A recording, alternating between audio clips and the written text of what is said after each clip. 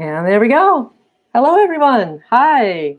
Welcome. My name is Mocha James, and I'm a programmer with the Seattle Queer Film Festival. And it's my great pleasure to be hosting the Q&A with the cast and crew from the documentary The Whistle, which hopefully many of you who are joining us on Facebook, YouTube, or CineSend have just seen. If you've bought a ticket for The Whistle, you'll have up to 72 hours to watch the film. And I love this movie. It's a documentary about the women's queer scene in Albuquerque in the 1980s and 1990s.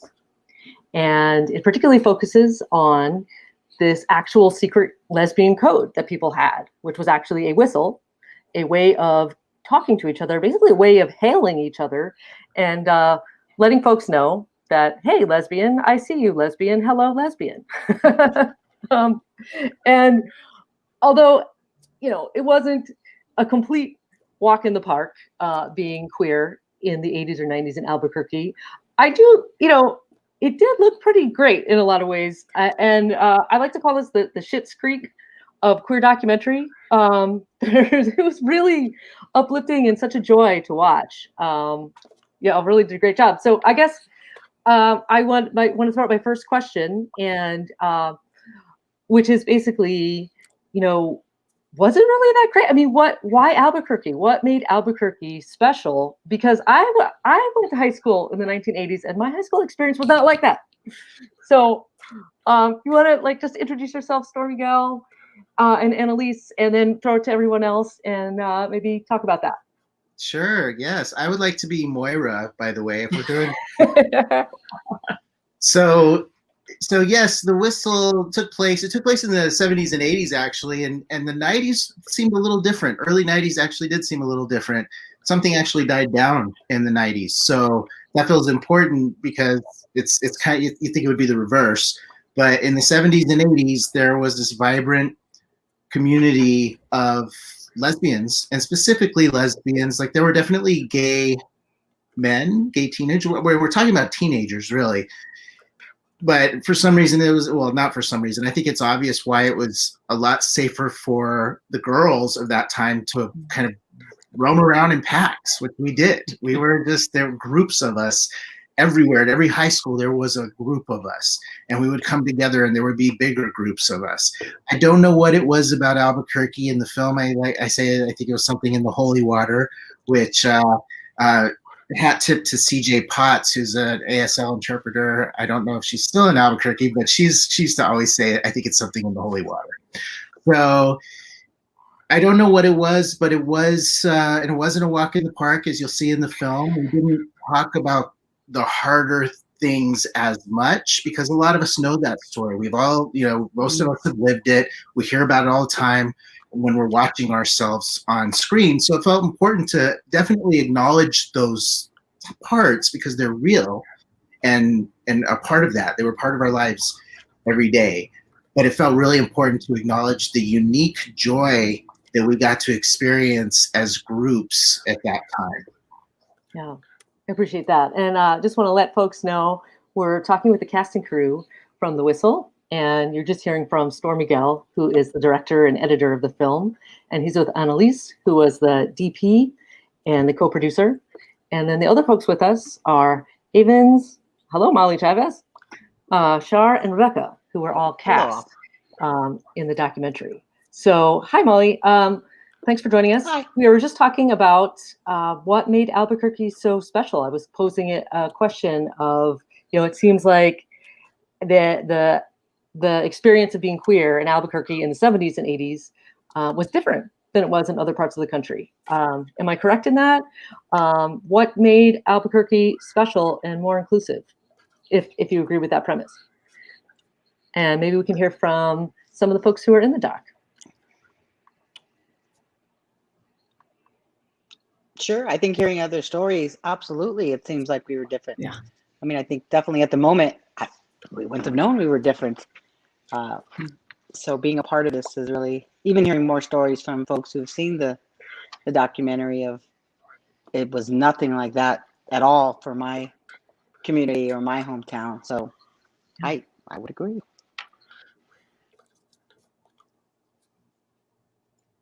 I do think that, yeah, and I think that as I've talked to other folks too, we've talked about just how kind of quote unquote, we had like just a real teenage sort of mythical sort of teenagehood. I mean, we dated each other, we had fun, we did things that I know that are not always very typical for, a lot of queer teens. And so that's been really fun to re-experience in a way. But, Albuquerque had a lot of other things going on. I mean, in the film, you talk about like there were several bars in Albuquerque. I think the gay men's scene actually was also really big in Albuquerque. And we had a women's music festival in Albuquerque that was located, in Albuquerque, which was great. So there was a lot of queer stuff happening in Albuquerque in the 80s. But at the same time, I think there was a backdrop of, it was the 80s, it was the Reagan era, it was AIDS, it was a lot of things that I think when I was thinking about it recently, I was thinking about, wow, that was just sort of right there next to us also. And was sort of, I think, sort of informed some things about how we moved in the world and were careful about how we expressed ourselves. But we were lucky enough to have a group that we could really be ourselves with. And that was really powerful. Yeah. I want to add to that real quick, Shar, because I just thought of this while you were saying this. You said something, and I don't remember if it was in an interview we did or just a side conversation we had, but you talked about how cool it was that as young teenage dykes that we got to feel cute, that we got to feel attractive, that we got to get dressed up to go out and be like, damn, I look good. And I don't think that is, I also think that's another thing that was very unique about us, right? That we got to really be celebrating how cute we looked and how attractive we felt during those years. Yeah, and I think, well, yeah, I know for me, that was a big deal because, I, like a lot of other young dykes, was sort of tried to be talked out of looking, a certain way or wear dresses or be a little more feminine. And when I started to, meet other dykes, I was like, oh my gosh, they think I'm cute. They want me this way. They like my physical appearance. And that was so fun and so exciting. And something that I know sticks with me as such a wonderful experience. Havens, maybe you want to jump in as someone who was a little bit older at the time and who was teacher of some of these folks who are in the movie. Was Albuquerque this special place, the same kind of special place that it was for the other folks to you? Oh, gotta unmute you. Hold on. All right. Sorry. Yeah. No worries. That right the first time. I don't think so, really. I think what's unique here is that all of these young people found each other and created their own sense of safety. But, other than the fact that I think Albuquerque in general was a little bit more of a live and let live kind of vibe about it anyway, I certainly, as an adult trying to be a high school teacher, didn't feel like there was a particularly friendly atmosphere for me or those of us who were, working more intentionally around LGBTQ rights.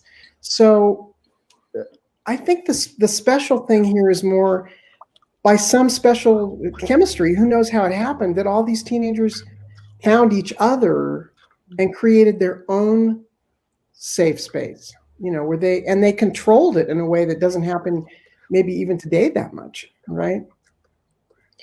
Yeah, I'm wondering, to the people who did get to benefit from that special place, I mean, that's that feeling of being accepted and feeling okay with yourself, with your sexuality, with your body. I mean, so many queers grow up with just this deep, deep, deep sense of shame and self-loathing. And it stays with you, you have to do a lot of healing after that. So I'm wondering if those of you who did benefit from, being in this situation where you could really embrace yourself, if you've noticed how that's shown up in your adult life, how that foundation was set and has, maybe helped you, guided you, been with you through your life as an adult. Do you have friends who you feel like, oh, you just weren't as fortunate as me, were you? Is there a stark difference that you see, or something like that?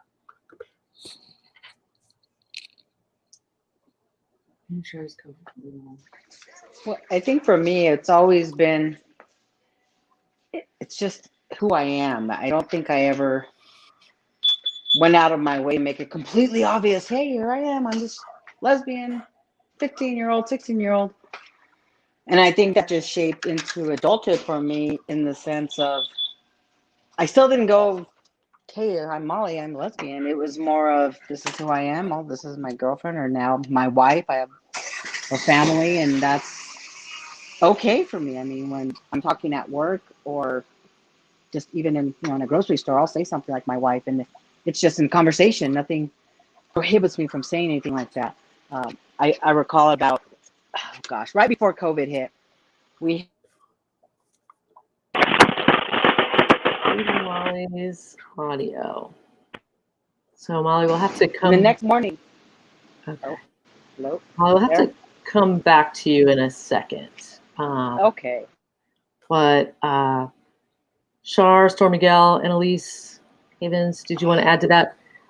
I guess this comes from, maybe I could share a little bit. I really relate with what you're saying about what you said, Char, about just actually like feeling cute. And for me, I also went to high school in the 1980s, but that experience didn't happen until I started a drag king troupe in the late 90s, early 2000s. And when I could be on stage with my masculinity and have that seen as attractive, and just like the huge psychological weight that was I was relieved from, when that happened. So I just think it's so wonderful that folks, of our generation, that you had that earlier in your high school years, and hopefully have seen the benefits from that as you've moved on. I wonder if you could talk about. I mean, a lot of you shared some really deeply personal material, and obviously you all have a great relationship with StormMiguel. And what's that like? Seeing the finished product, was the process of the documentary, was seeing the final film what you expected based on what it felt like when you were doing the production, doing the shooting? Any surprises?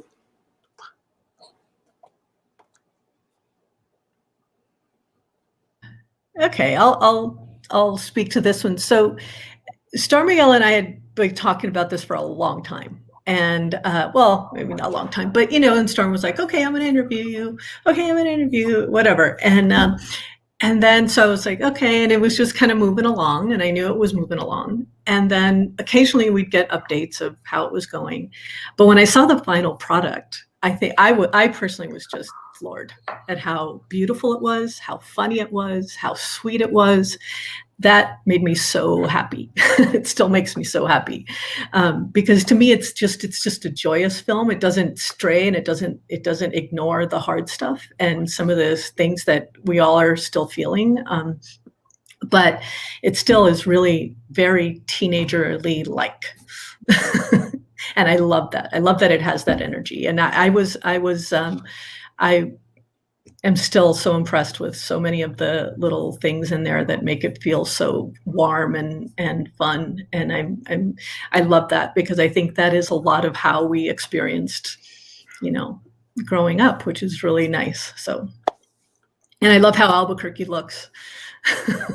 Just the big, Annalise and Storm did such a beautiful job with just the big landscapes and all of that. And it's nice to see that without the backdrop of a meth lab or something like that. So for Albuquerque and TV and film.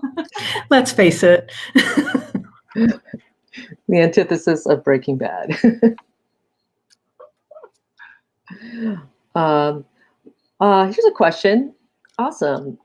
What advice would you give to young dykes today? Anyone want to jump in with that? I always just, I want to hear what young dykes want to tell me. Seriously. I feel like I'm just constantly learning from youth. And I think that what I would say is like, trust yourself and trust that you have wisdom, because I am learning things. So I'm constantly learning from people who are younger than me and who are doing work they're doing now. Yeah. Yeah. I do want to get to some more audience questions too, but I want to make sure to at least ask one more question.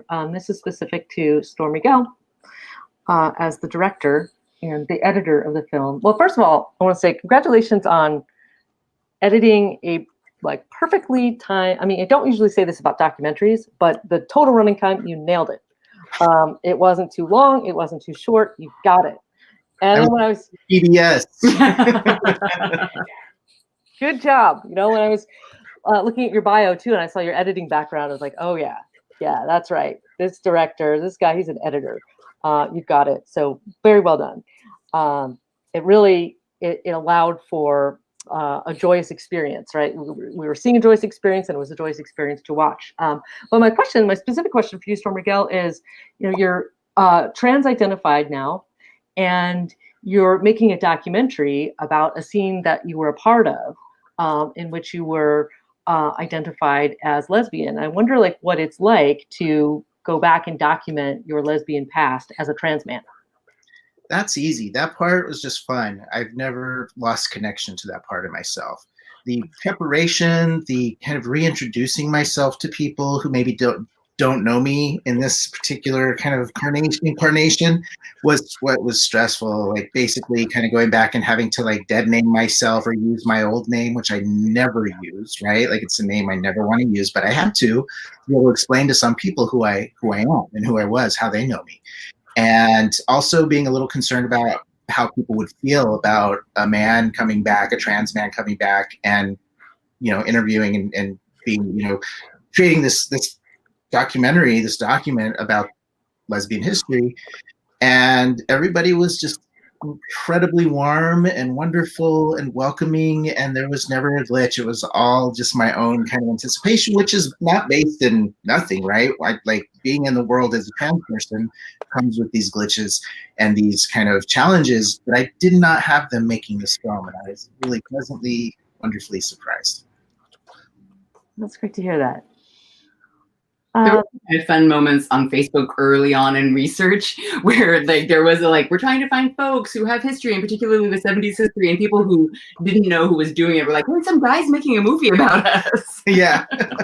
Some dude's making a movie about us. So I would have to kind of insert myself, hi, that dude is me. Let me explain. I was there. Wow. So continuously having to out yourself. Mm-hmm. Yeah. In that way. I guess that's, right. Yeah, understandable. My own comfort level with that is pretty high. Yeah, I mean, you're asking a lot from this community of people to trust you with their story. Absolutely. So very important to you modeling that vulnerability. Mm-hmm. Yeah. So what kind of reaction have you been getting? I know the film has been screening at a lot of different virtual festivals. And by the way, I really appreciated what you had to say on your website about, your choice to only screen virtually, as we are in a pandemic, and it is the responsible thing to do. And I'm wondering, what it's been like to screen at a lot of virtual festivals, and have other cast members who are on tonight, have you all been on other Q&As? What's it been like for, if everyone wants to talk about what the experience of this virtual year has been like, rolling out a film?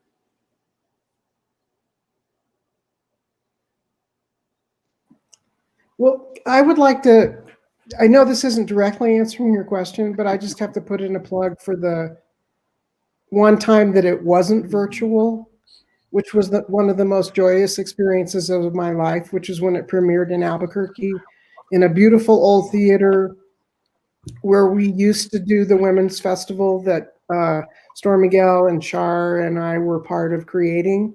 It was just, you had asked earlier, what did you think about the movie when it was done? And that night was just such a highlight of, like Char said, love and joy and understanding, or just really getting the sense of what a beautiful job StormMiguel had done. I mean, that it was this work of art that was so carefully crafted, and this audience full of people just totally roared with appreciation. That was Great. amazing, yeah.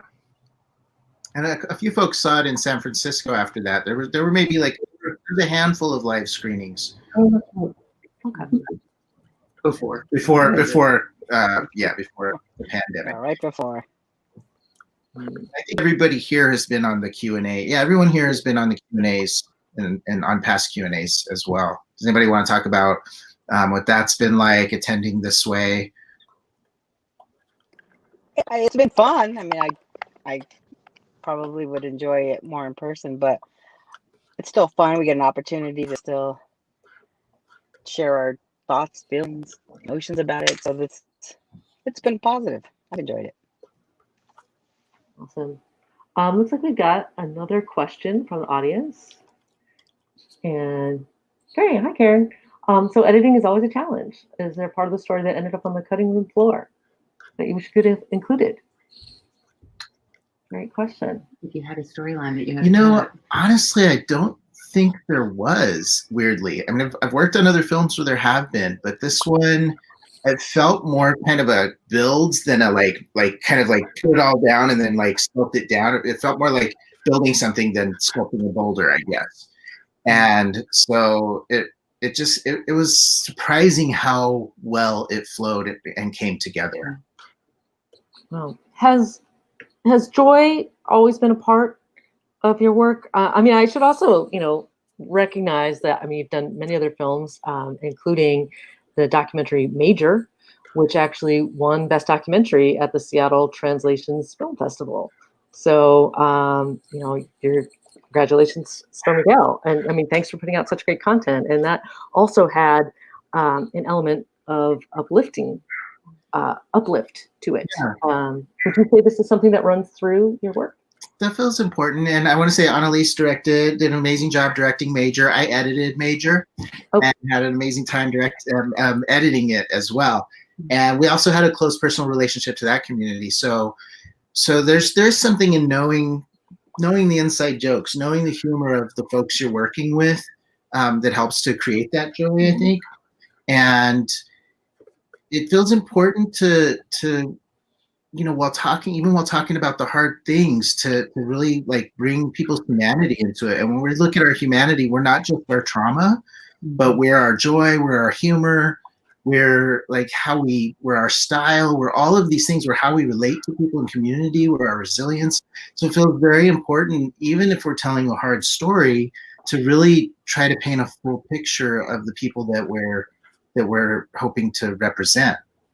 And that always includes joy. I don't know any community, no matter what they've gone through, that doesn't have joy at the center of the thing that keeps them going. Yeah.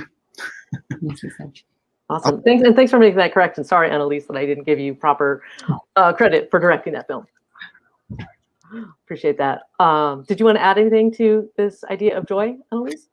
Okay. Oh, I should say, I think that when outsiders look at queer and trans lives, there is often this preoccupation with trauma. And I think our lives and our histories are often sort of conscribed by that model. And one of the things I love about queer and trans film is that we do see so much more of our stories. We see much more of ourselves reflected in the narratives that are by us, right? The by us and for us, I think, comes up with really radically different storytelling. And I know Storm and I both employ a filmmaking technique that is very collaborative. Sorry, we have chihuahuas going on in the background. Work from home. That's really collaborative and really invites participants as experts in their own experience to be a part of the editing to make sure that we've got that authenticity throughout narrative, because the director's eye, the editor's eye is a highly subjective one, and we in documentary are attempting to sort of share phenomenology. We're trying to share experience.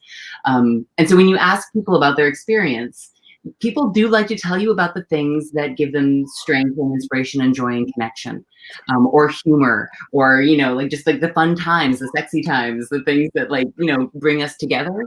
And I'm always wondering when I see film that's got that like heavy trauma bent, or I'm just like, did you ask folks what they liked? Like at any point, did you invite that into the room? Because like our people are folks whose struggle in many ways has been met by the service of celebration and joy, in subversive ways, in hidden ways, in ways that have like utilized the closet both as a place of safety, but also as a place to party, right? Like the whole narrative in The Whistle about the gay bar scenes, like those were sites of play that were also about survival. So I love those stories, and they feel very connected. I feel very connected to them as a queer filmmaker and as a queer. That's wonderful. How would you say that your sense of play shows up in the way that you make the documentary, in the way that you're shooting, the way that you're any part of the production? How does that element of play show up? Well, I definitely like to get characters who aren't actually in the same room with each other telling the same story. And we get that when we're talking about one of my favorite moment in The Whistle where that happens, Molly Chavez, is when we're talking about the word erect. And as I'm interviewing Molly and Stephanie says, Molly wrecked a lot of girls, I'm laughing to myself. And then the next interview, when I'm interviewing Char and Susan and Tina, and they say, who wrecked you? And Char says, Molly, and Molly wrecked Tina too.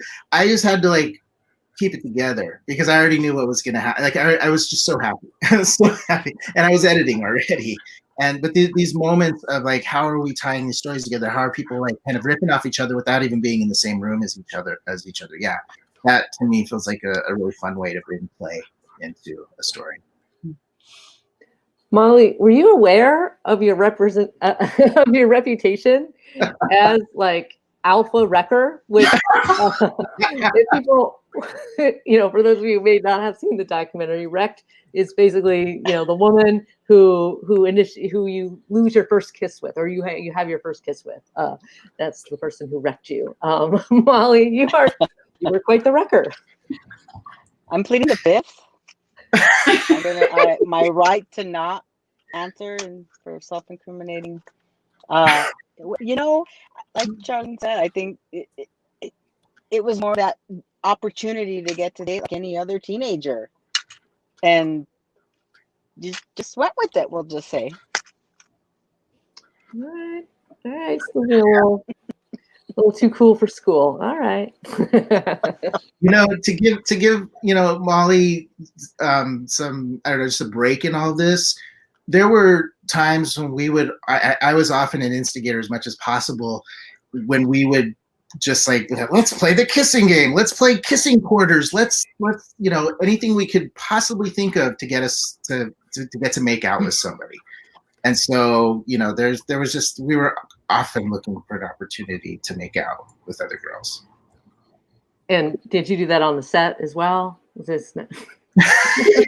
Actually, it's like the sets were Well, also like production on documentaries is so sort of fraught because we are often like working with the scrappiest of crews and the least amount of resources, right? We're making the most out of the least in an independent documentary. So yeah, I think about like where my like fun makeout sessions would happen, and sadly, it's never a set. And we're married, and by the end of the day, we were just like, yeah, totally. But I mean, you get a little slap happy. You haven't slept for 18 hours, and things can go a little off. All right.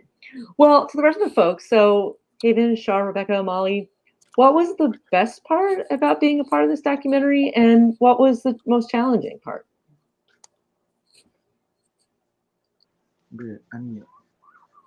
I could talk first. Can everybody hear me? Because I have a bad connection. So the most challenging for me is to open that box that I had closed.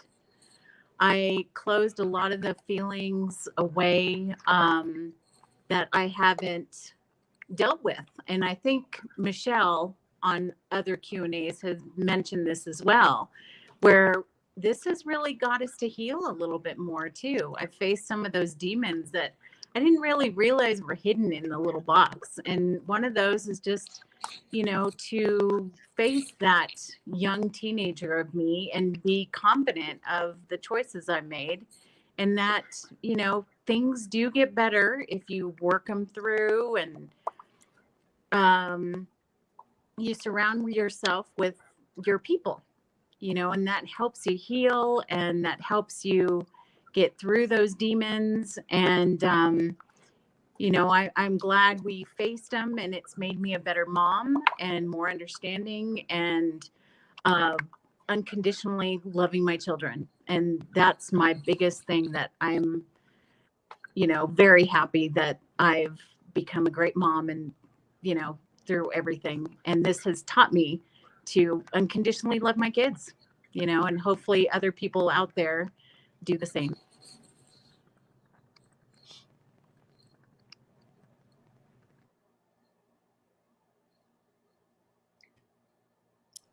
Okay, I'll go. So I think so challenging, I'm not sure anything's been very challenging for me about it.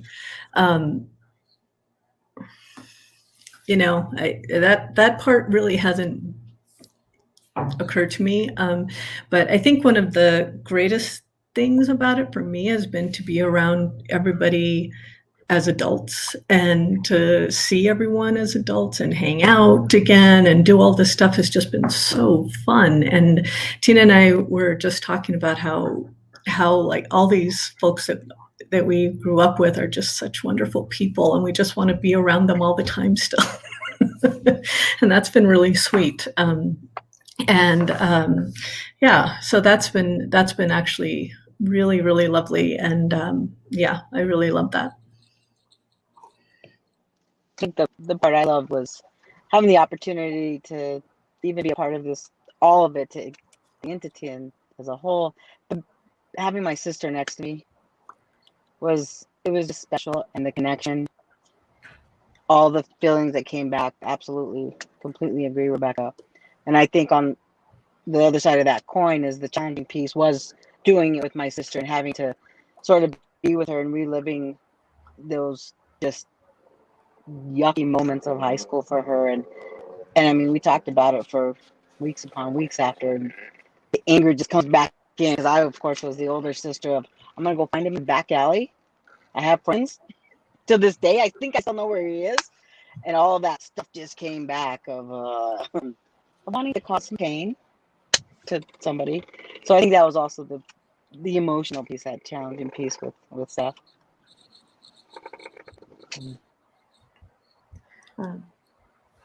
I don't think there were any challenges. I was delighted when StormMiguel reached out to me, and I, had a lot of fun getting together with people again. I think in a way that I'm already kind of feeling myself be emotional about is how affirming it has been for me to be seen again in a way that older lesbians can sometimes not be. And getting a lot of feedback from people. And I wanted to, can I tell a little story? Because I think StormMiguel will love this. So I'm now the SAGE person in Albuquerque, which is older LGBT folks. And I am an older LGBT folk. And in a meeting just last night, a woman that I know through that group said she had seen the whistle. She saw it was when it was in Albuquerque at the chemo, but she watched it as part of our local film festival again. And she said, watching me made her remember this teacher that she had. And she actually wrote the teacher. I guess this is when she saw it, maybe in Albuquerque. But anyway, she found the teacher, found an address for her, sent her a card and said, I hope you're the teacher, Mrs. Smith or whomever who taught it in St. Louis, Missouri. And you were so important to me. And the teacher wrote her back and was so happy to have heard from her. And so to me, that's one of the things about the movie is kind of helping people make the connections with things that might have happened in their youth that did help them and did support them. So I should connect you with Michelle to have her actually tell the story herself. But it was sweet for just last night to hear that. That's amazing. That is so sweet. Thanks for sharing that. Yeah. And Havens, you clearly had, you played such a positive role in so many people's lives. Some of the folks in this documentary and then, well beyond.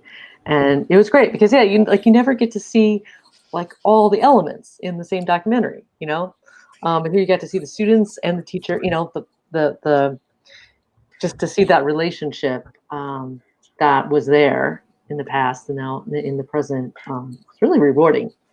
Yeah. Yeah. Wonderful. So what's up next for the film? Are you going to be continuing to screen it in different virtual festivals? Where can people see it if they haven't seen it yet on $3 Bill? What's next?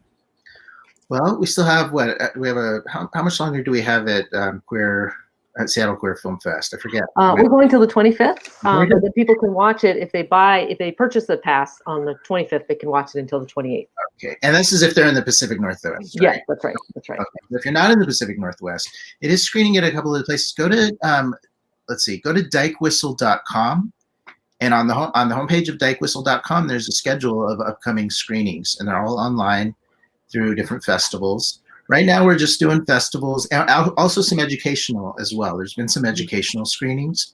So if people want it for your school, you can also get information at dykewhistle.com. And we're going to kind of let this run its course for a little bit, and then like all filmmakers, what's next is what on demand streaming platform am I going to screen on? And I don't know yet. We'll see. That's up in the air still. And there's hope that it gets seen by the right people, and that I can make connections through the festivals and find a way to get distribution. I don't know how that's working too much with these online festivals, but I know already I've had some inquiries around just interviews and things from online festivals. So I think that we'll see how it ends up, going. That's great. Can people get one of the Rex shirts? There are some Rex shirts left, and you can also find those on the website. Nice. Yes. I'm loving that. Wonderful. And thank you. Seattle, yes, I mean, I guess that's me saying that, but exactly. So yeah, maybe what as we wrap things up, if folks wanna, is there something that you want your audience, like what do each of you want most for your audience to get out of watching? What do you hope for the most for people watching the movie?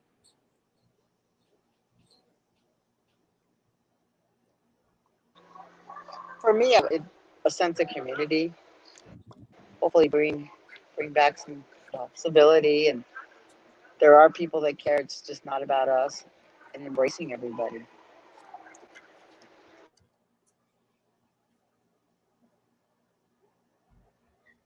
For me, I think that I would like people to get more curious about this story and about other stories and about their own communities, and to ask questions and do interviews and film people in their communities.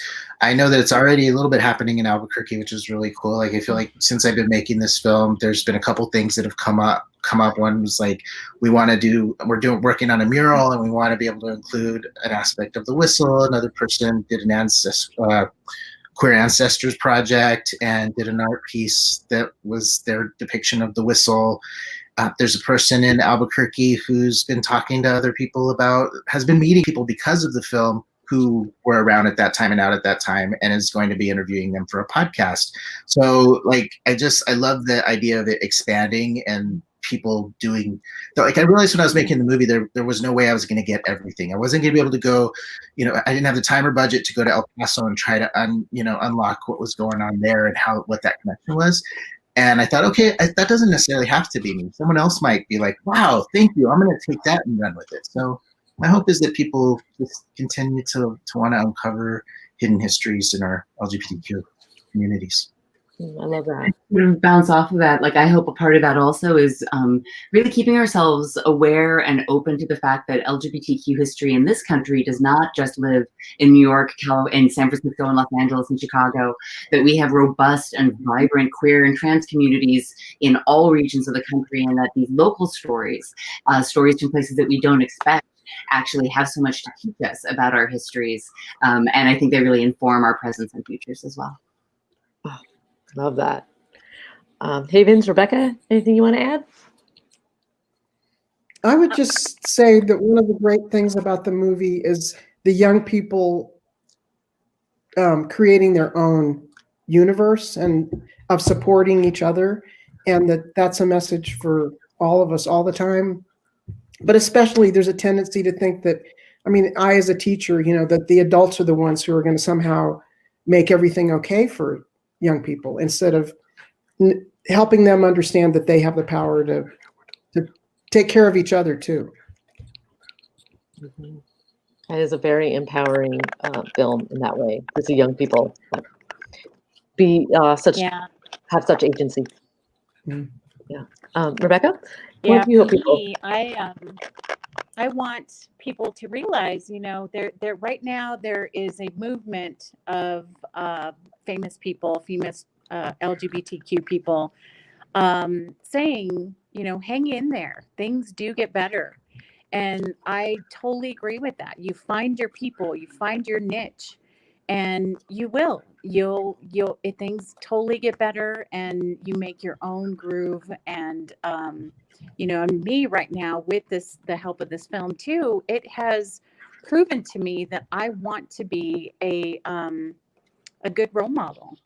You know, so I don't even in my profession, I'm a dental hygienist, and a lot of dental hygienists right now there are a lot of LGBTQ people, and they won't mention that their partner or their wife or, you know, or anything. And I purposely educate my patients that I'm just like everybody else. You know, I'm not hiding in the closet.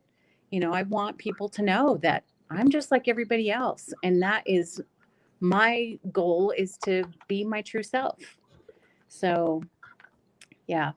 And I just love the film, and I love the work that StormMiguel did. It's just amazing work. Absolutely, I feel exactly the same. And again, congratulations to everybody on this fabulous film, The Whistle. And I want to thank y'all so much for being a part of the Seattle Queer Film Festival 2020 and bringing us such great work and such great joy to Seattle and beyond, to our audience. And it was really great to talk with all of you. And I wish y'all the best of luck. And, you know, I'll hang in there. I don't know when this pandemic's going to be ending, but hopefully I'll be seeing you in person on the festival circuit sometime soon. Yes, yes. So, be well, everybody. Thank you so much. This was so much fun. Thank you so much. Thank you. Good night.